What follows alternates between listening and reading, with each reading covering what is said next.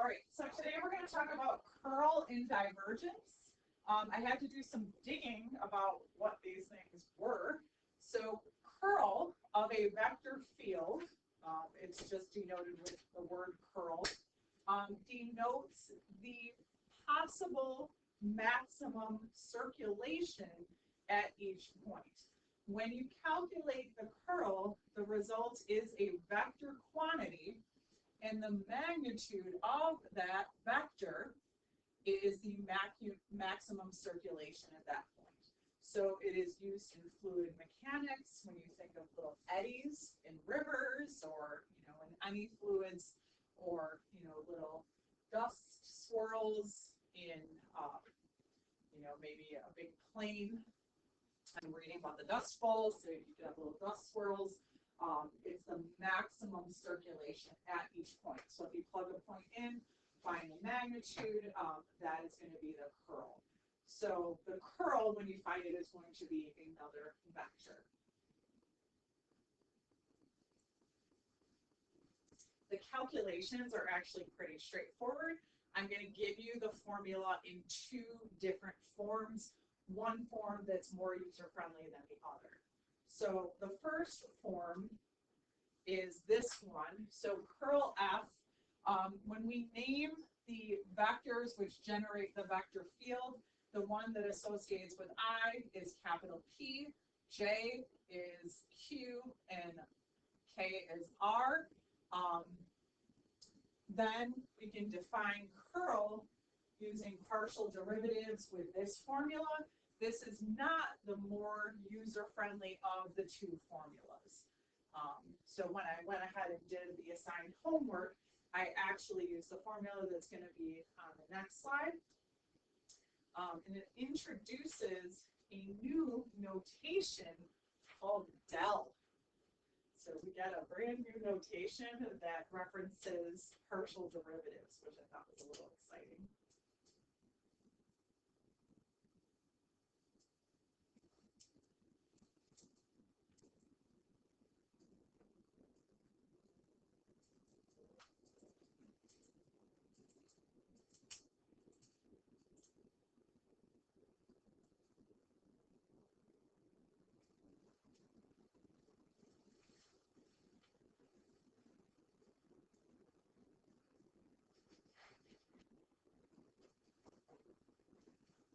Right, so let me introduce you to the other notation, which allows you, it's more than for just curl, but that notation is called the del operator, and it's the same thing we use for gradients. And so what it is it's a differential operator, and so it's the differential operator, partial with respect to x, partial with respect to y, and partial with respect to z, and that's the del operator. So the more efficient way to write curl is using the cross product, and the way that I did curl when I was practicing it is the top, you end up kind of like how we did cross product back when we learned about vector cross products, is you write ijk at the top, you write the del operator line for your second row, and for your third row, you write your vectors p, q, and r, which are your functions which represent your x, y, and z components respectively. And then that is going to be del cross the vector field F, and that is how you calculate the curl.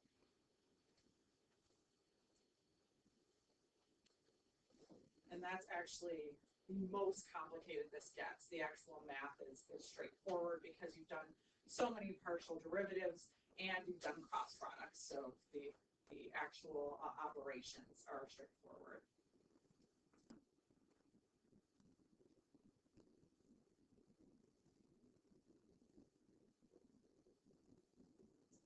All right, so let's do one. We're going to compute the curl for this vector field.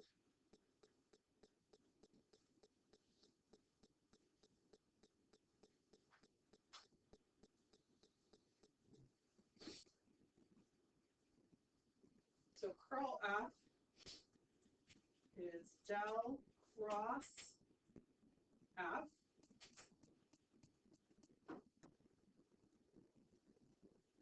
ijk at the top, and then partial with respect to x, partial with respect to y, partial with respect to z in the second row. And then we're going to write P, Q, and R in the third row. P, Q, and R.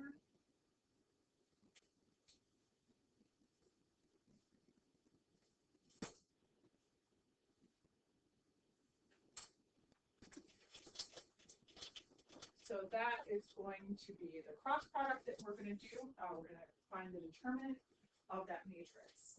I tend to go, I love the notation without the IJK, but they tend to use IJK for curl.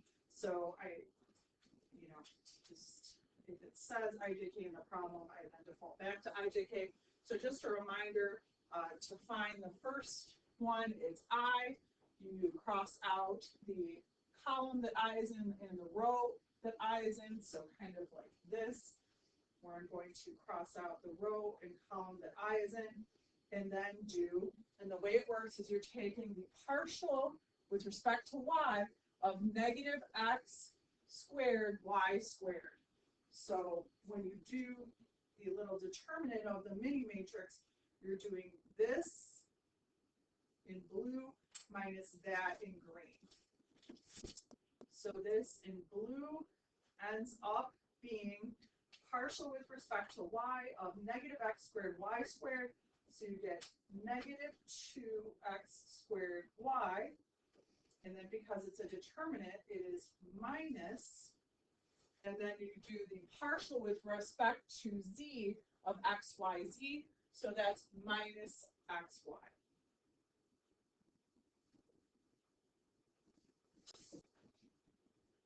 So that is the I.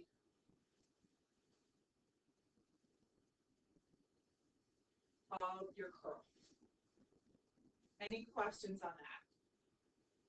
So that's how the del operator works, is it tells you which partial derivative you're taking without having to like write it all out. So it allows you to flip-flop the partials without having to think about it too much because it's just built into the cross product. Okay, so now I'm going to clear out or kind of move over all of these. I'm going to move over that, and then I'm going to go the J. So for J, I'll cross out the row and column that the J are in. And then I'm doing, and remember it's minus the J. So I'm doing partial X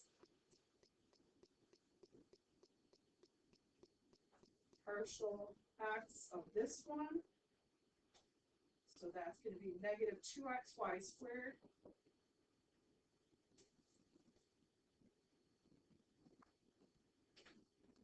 minus partial with respect to z. Oh, that's 0. Yeah. J. And then plus for our K. And I'll clear this out one more time.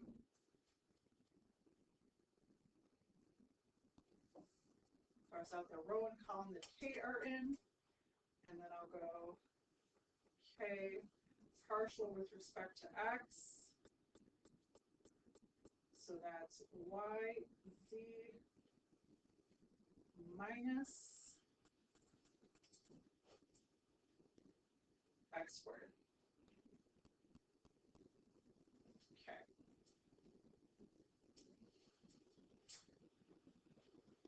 So our I component, our J component, we could probably clean that up a little bit to be plus 2xy squared. That's probably the only cleanup we could do.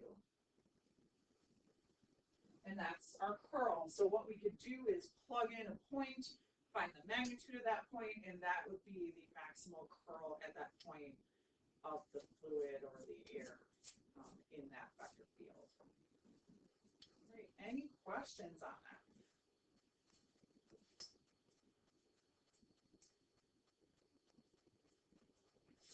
All right. So this is where we connect what we learned earlier in the chapter to curl. If you are taking the curl of a gradient of a function, it will be 0. And here's the proof of it here. And the reason that ends up that way is due to Clairaut.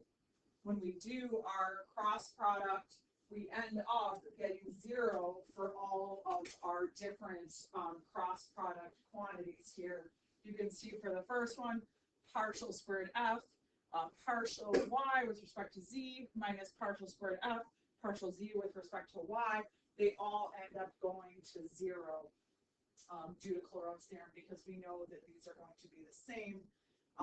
So that is true if the vector field here is a gradient function. Okay? So if the vector field is based on a gradient function, your curl will be 0. So what that takes us to is, if the curl is 0, what does that tell you about the vector field?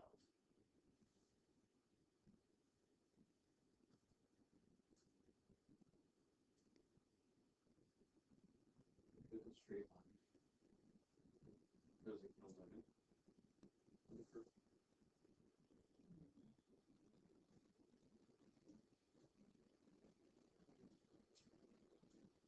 If the gradient function was a vector field, what did that tell us? It just all goes in one direction. It never, at every point, it's the same field. Daniel? That means it's conservative. Yeah. So the theorem states if the curl of a vector field is 0, then F is a conservative vector field, and it means that it is path independent. So that was a little while ago. But that is yet another way to prove you have a conservative vector field. You can find the curl of the vector field, and that will tell you if it is conservative. So that is true if the vector field is a gradient function.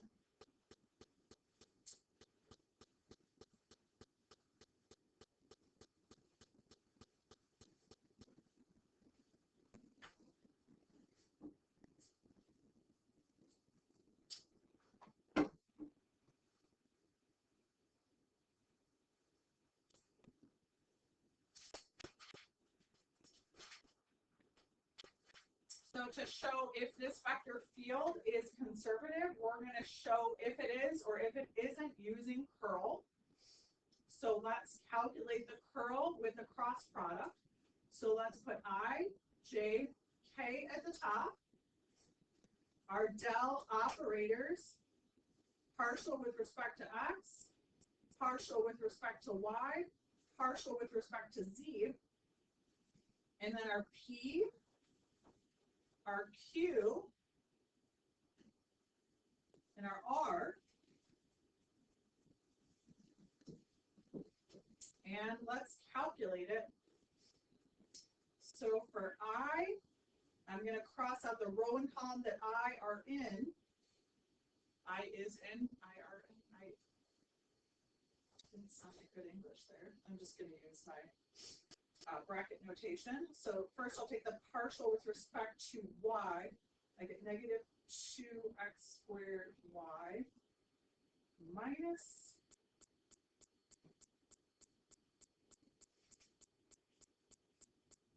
xy.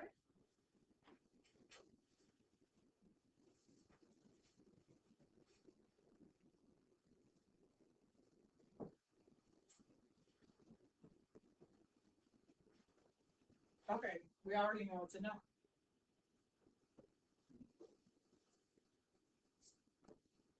and it would have to be the zero vector. Isn't this the same one we did before, you guys? Yeah. So it's a no. Right? It has to be zero in order for it to be a conservative vector field. And in order for it to be zero, it has to be the zero vector, meaning each component must be zero. So technically, I didn't have to do it at all, but I wasn't sure how many of you would notice that it was the same problem, so I thought we could just go down the path. Right? Questions on that?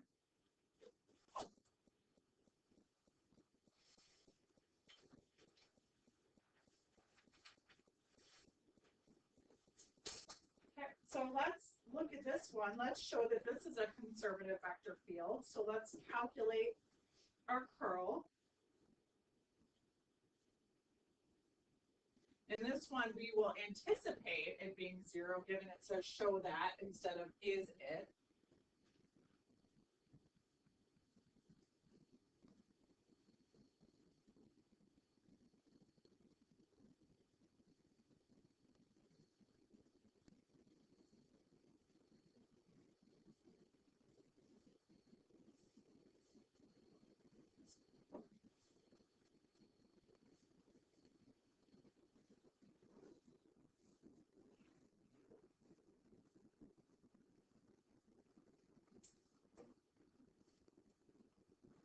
So for I will block out the row and column that I is in.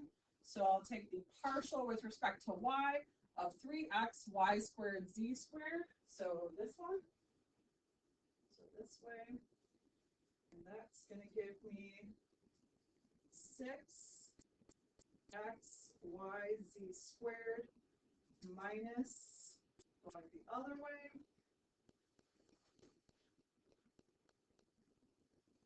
6x y z squared. Heck yeah. That's zero. Okay. Modicum excitement. And now let's do the J.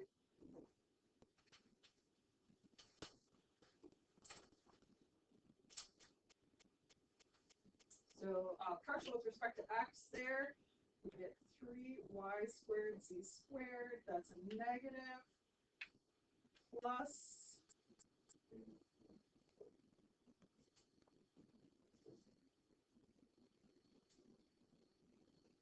3y squared z squared. Heck yeah, there we go. Lastly, let's do the k. This minus that.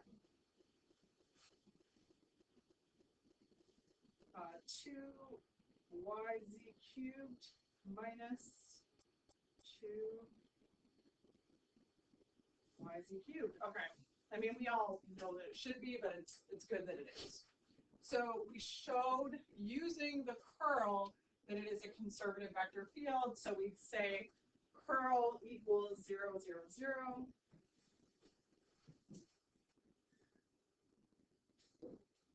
Therefore, F is a conservative vector field.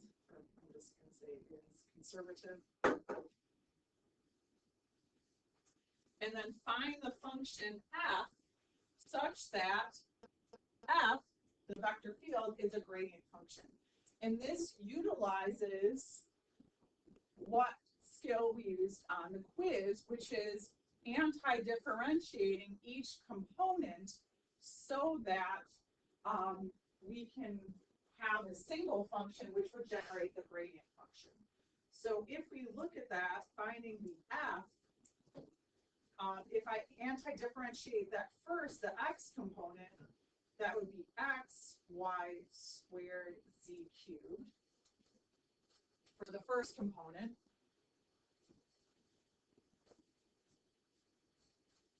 For the second component, xy squared z cubed would be that one, because you anti-differentiate for the y.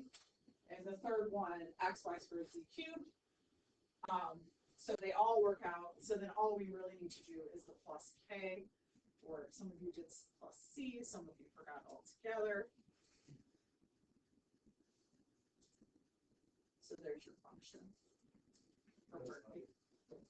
What's that?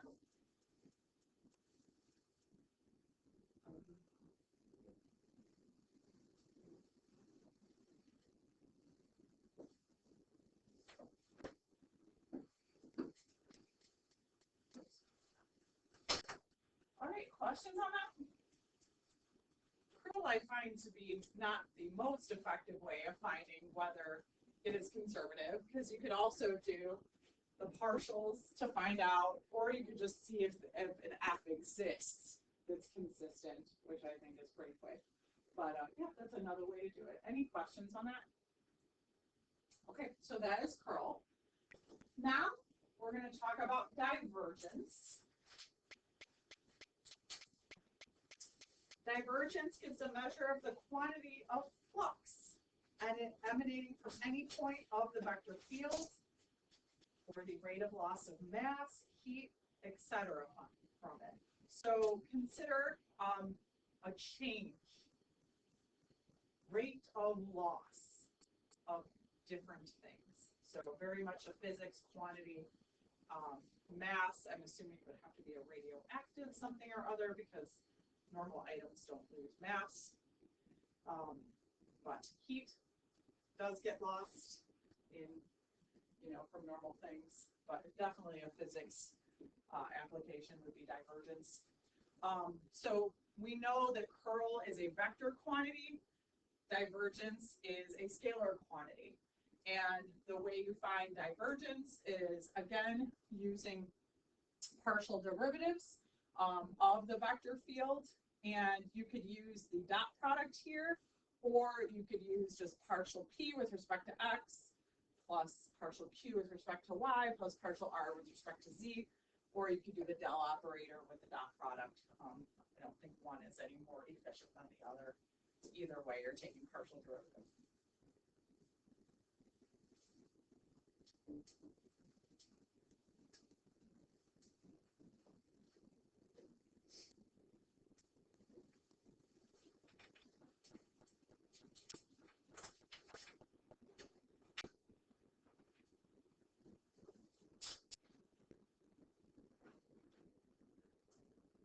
All right, so let's find the divergence for this vector field.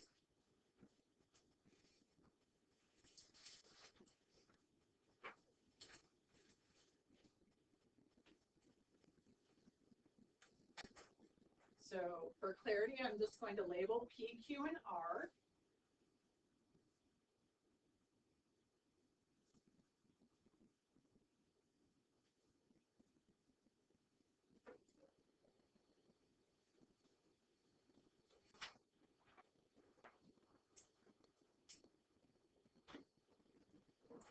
So if we calculate partial P with respect to x, for the formula, we get 2xy. Partial Q with respect to y, we get xz. Partial of r with respect to z, we get 0. So that means the divergence of f is going to be 2xy plus yz.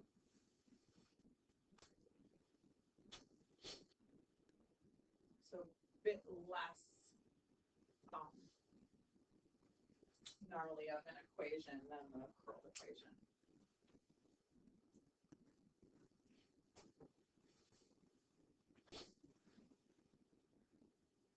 All right, and now we're going to bring the concept of curl and flux together with the following. The divergence of the curl of a vector field is 0.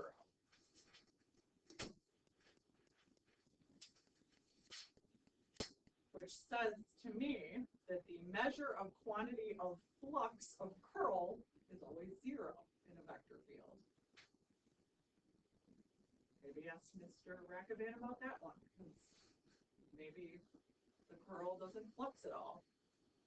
The rate of loss of curl is 0. 0, 0. So we're going to verify that for this vector field, which will allow us to practice both our curl and our divergence.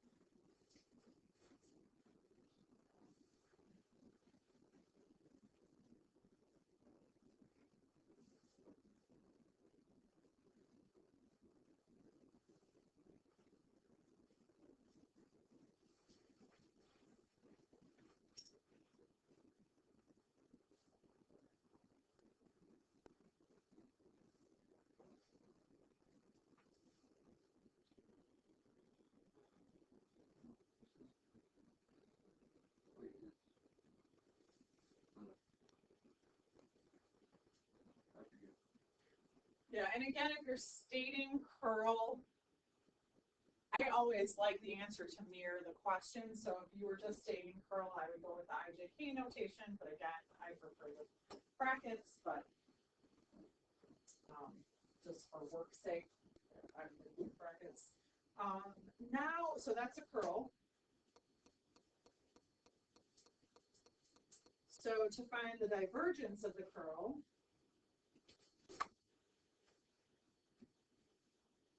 it's going to be partial of x with respect to z, so that's 0. Partial of y, so we'll do partial, sorry, I should use the dumb notation here. I'll just add this in here, partial with respect to x of that one. Partial respect to y for that one, which would be z. And this is partial with respect to z. Ooh. Oh, 2z. There we go. Oh, heck no.